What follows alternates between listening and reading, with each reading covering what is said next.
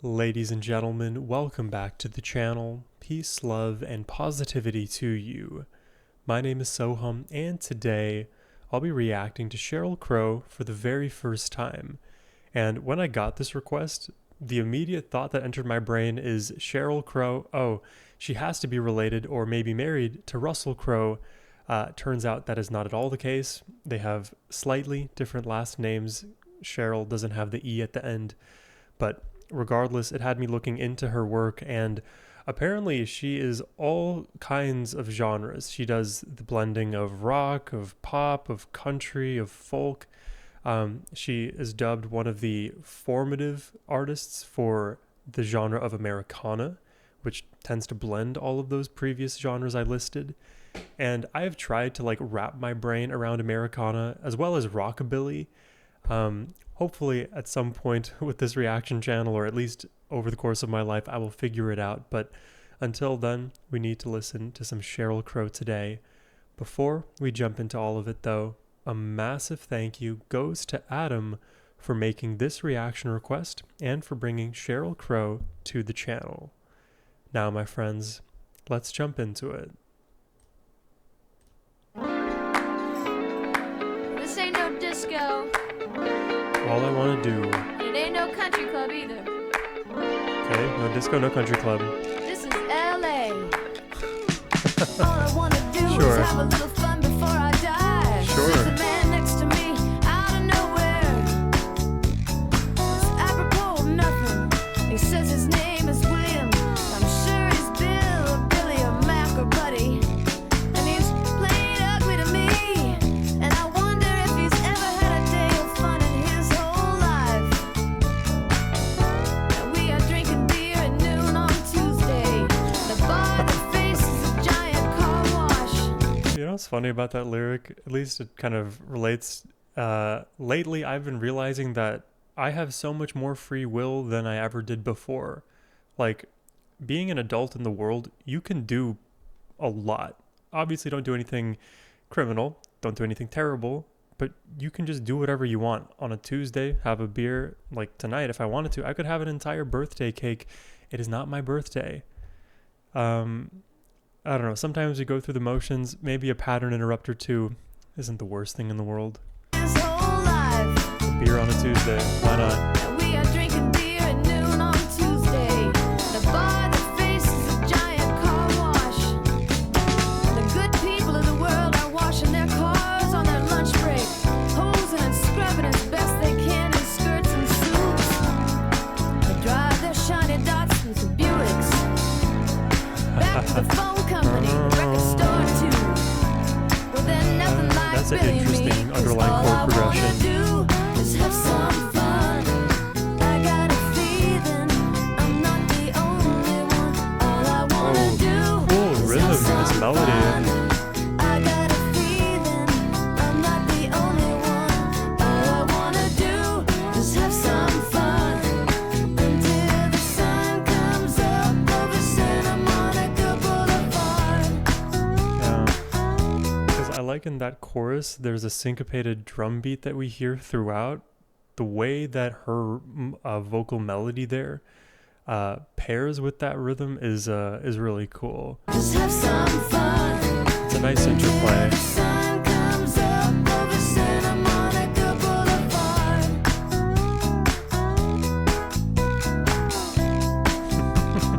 They're all flying above.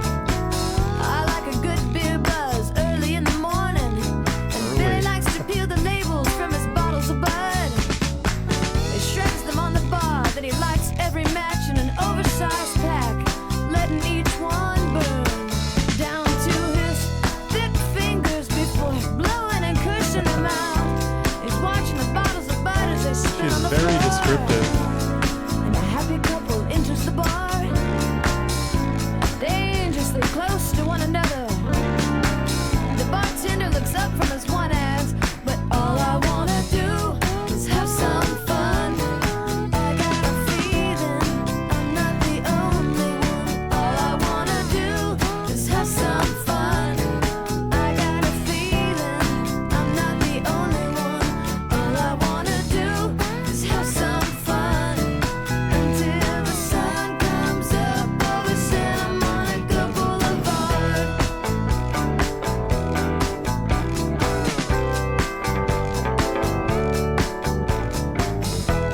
had to look up on the side here what the name of that ridge instrument is that you take the stick and you kind of rub up and down. It is called a guiro.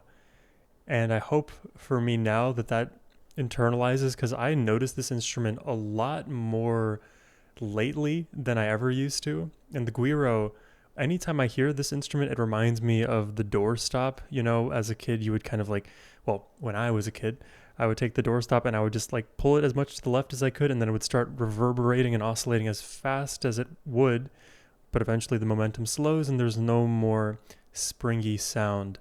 But that's always what I think of when I hear the guiro. And to add to this discussion about the texture from the guiro, this kind of like doorstop moving, there are a lot of textures in this arrangement that I'm noticing that really stand out. And the thing is, they're all unique from one another. So the fact that they work together is all the more impressive. Like we have this extremely twangy, clean guitar sound that gets pulled up, that gets pulled down, that gets pulled further down to create a more ominous chord progression, like I noted before.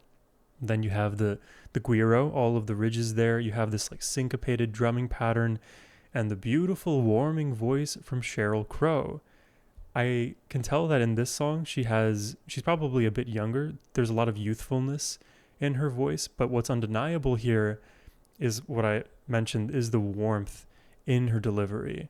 Something about the way she sounds here. I can imagine her in her older years sounding like an even more matured artist. Obviously that's like a natural trajectory for the human voice, but her voice already has those qualities now, which I like.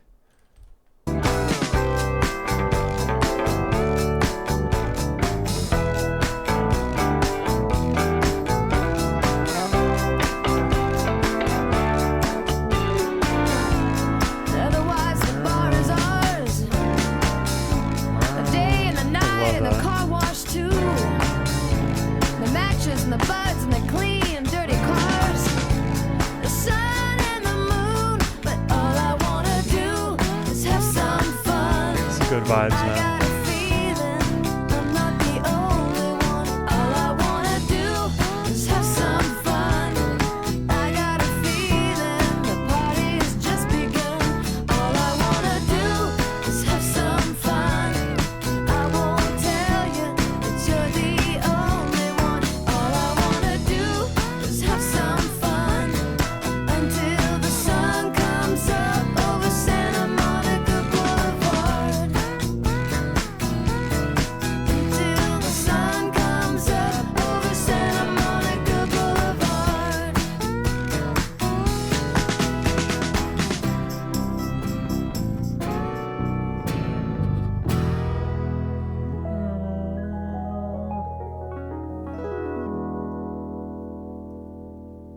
Wow. That song is a bit like a dream, honestly, as I was listening to that, especially towards the end there. There's a very ethereal feel, which I think is coming from the keys, but correct me if I'm wrong there. I really like the vibe of this song. Super pleasant, not necessarily overly upbeat, and uniquely in the melody, especially in those like slided chords that we hear lower in the mix. These are unique melodies. These are unique movements that you don't typically hear in a lot of pop music. And that's why I say this is not necessarily like just pop. We are fusing a few genres together to create that blended feel of like, okay, maybe we're sitting somewhere between country folk and pop and maybe a bit of rock there too. I like this unique combination. It's hard to simply label it. And the thing about music, and as I've done more and more reactions on the channel, I've realized labeling music, it serves a purpose, but to a very like limited extent. There is far more nuance than the broad genre labels can ever give us. But I really like the vibe of this one and the meaning of the song too. All I want to do is have fun. I feel like so very often, even when it comes to music, a lot of the music that drives us can be very emotionally powerful, but also is rooted in a lot of those sadder, more obscure emotions. That is a perfect place to draw from to craft songs, but I also do like to lean a little bit into the positive side as well. And all I want to do is have fun. That's a very clear message. The state of play. It kind of reminds me of this recent Jimmy Carr clip that I saw go viral. He was basically just giving his intuition, his 2 cents on what play, the whole concept of play means to humans. And play, it's a necessary part of the ways in which we understand each other in our youth, but that understanding propagates as we get older. We learn how to negotiate with one another when we play, how to deal with one another's tantrums when we play. We also learn to have fun.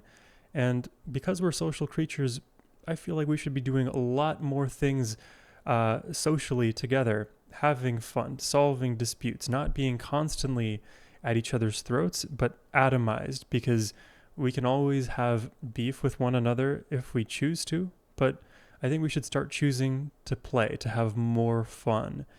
And who knows, maybe this world will just be a little bit brighter at the end of that, but who am I, you know? The last thing I want to mention, it's another kind of obscure reference here, but the way that she delivered Santa Monica Boulevard in her lyrics there, it reminded me of a System of a Down song. I think it's Lost in Hollywood, because, well, I think he literally uses the lyrics Santa Monica Boulevard. I had never heard her specific rhythmic delivery of Santa Monica before, and that's like the only frame of reference that I have to compare it to. So, you know, it's a typical Sohum reaction where I compare whatever it is I'm listening to System of a Down. But anyways, let's jump into the next track here. This is If It Makes You Happy.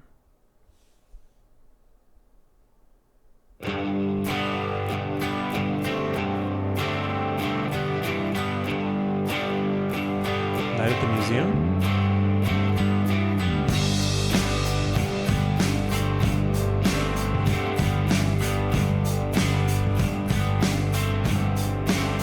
I've been a long way from here. I miss this style of music video. Put on a poncho, played for mosquitoes, and drank till I was thirsty again. We were searching. These are crafty chord progressions. Through jungles. Found Geronimo's rifle, Maryland shampoo, and Benny Goodman's corset and pen. But okay, I made this up. I promised you I'd never give up. If it makes you happy, Oh, that's a hit, dude. it can't be that bad. That is a hit. If it makes you happy, then why the hell are you so sad? Whoa. You know, I'm also like getting Incubus vibes as I listen to this, which is not a reference I thought I would make either. If it makes you happy, why are you so sad? It's like that. It's that surface level happiness that you think you'll get when you have the thing that you want, but in reality, that's just the bandage that you're using. In fact, once you get the thing that you want, you'll realize that what you wanted wasn't actually going to fill whatever void you were trying to. But if it makes you happy, like, I can see your short-term thinking, and I can even empathize with that position to try to fill that void. It also makes me think of like people, and I include myself in this category, who romanticize their own sadness, and that makes them happy. It's like, oh man, I'm down on my luck, I'm down bad, I'm feeling bad, and somehow that becomes an addictive cycle where you're happy because you're sad. And I've worked long and hard to rid myself of sadness being the thing that makes me happy. It's a weird, convoluted discussion there, so if anything, I'll bring in more of it up later. Let's keep listening. And why the hell are you so sad?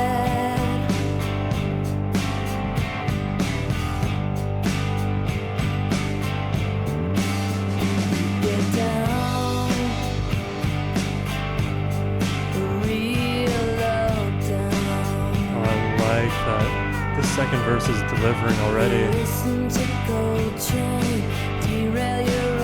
Coltrane? It's like John Coltrane?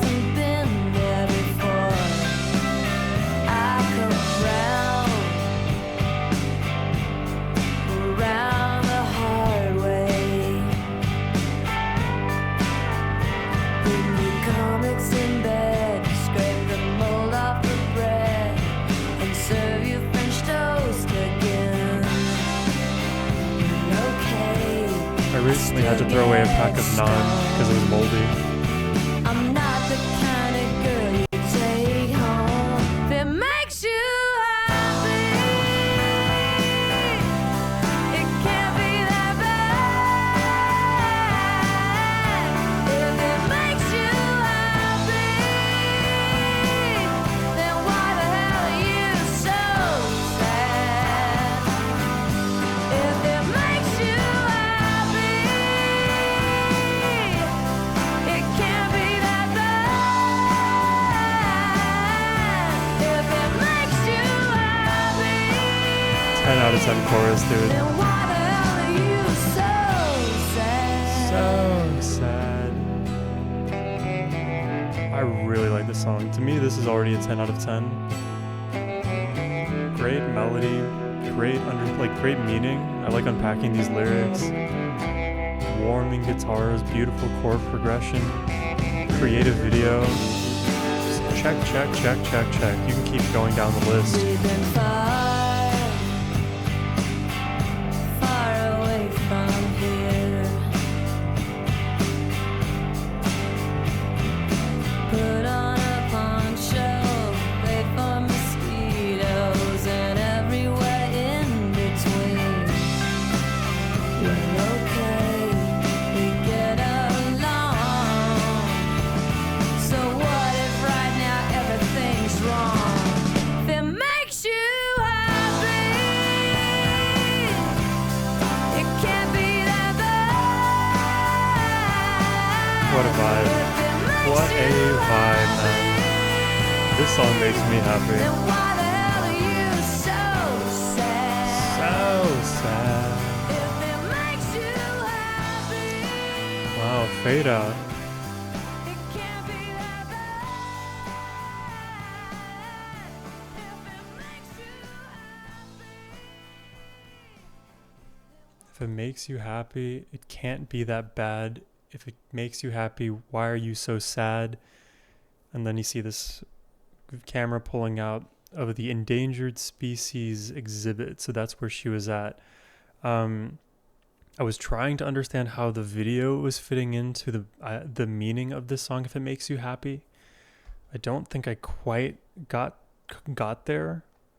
Maybe it's something about her being on display, like, and in the public limelight, which, if you're taking the song through the lens of like how celebrities and famous people can feel, then it's almost like they choose fame, they choose to be in the spotlight, and for a lot of reasons they may not be exactly happy in that public position. You hear all the time celebrities being overwhelmed by the sheer amount of just craziness, like the TMZs of the world, all of the articles that are written about them, the endless like opening up of their lives and not humanizing them, but instead treating them as like these I don't even know, like it's a version of idol worship that I hope over the long run starts to be less and less, because parasocial relationships don't serve anybody, in my opinion. So if this song is from the perspective of the artist, then If It Makes You Happy is like it's a letter to artists. Like, if being in the public limelight makes you happy, then so be it. Keep doing what you're doing. But if that's not the case, why are you holding on to something that makes you so sad? You know, because for all of the good things that come with fame and fortune and whatever, there are trade-offs to be had that aren't necessarily all too pleasing or tolerable for the majority of humans. It's being being thought of by millions, billions of people, some of these celebrities, that is a crazy amount of pressure. That is more humans than anybody else in the history of humanity has ever had to kind of weather. So if it makes you happy, go for it, but likely it's not. And then some part of that, you're going to have to do some soul searching to figure out, can you reconcile the trade-off, essentially? So it could be about romanticization of pain. It could be about just doing things that make you happy, and sometimes there's an ironic twist, and what you thought was going to bring you happiness actually brought you a lot more melancholy. And then maybe that third interpretation of, hey, you are clinging on to this thing that is actively making you unhappy, but because you are maybe comfortable and used to that cycle, you decide to stay there. And then people realize, like, oh, you were running yourself ragged for so many years, and by the time it's all over, then you finally realize and take the moment to introspect and figure out, oh, hey, I wasn't actually happy doing all of this. I would have rather been running a coffee shop in, I don't know, Antigua, just to put a random place out there. But that was a beautiful song. I love the chorus, the way we kick into the one. It is a huge moment. It is super sing-alongable, very, very catchy, pretty melody, awesome chord progressions underneath. Sheryl is delivering so far. And of the two tracks we've heard, I think If It Makes You Happy made me the happiest. So let's see where we land with the final track, My Favorite Mistake.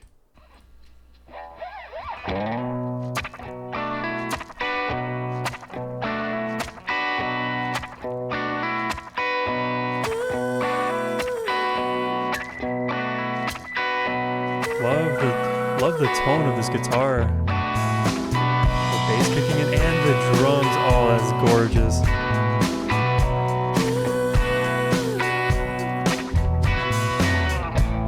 I woke up and called this morning. The tone of your voice was a warning. Oh, great rhyme. Don't care for me anymore. Oh, she's got cool melodies. I made up the bed we sleep in.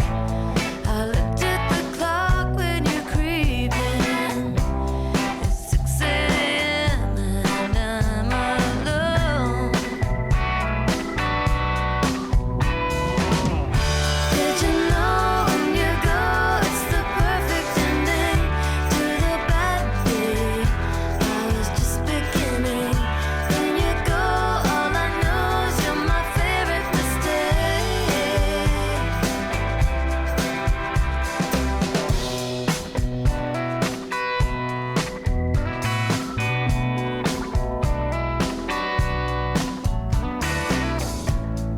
Your friends are sorry for me.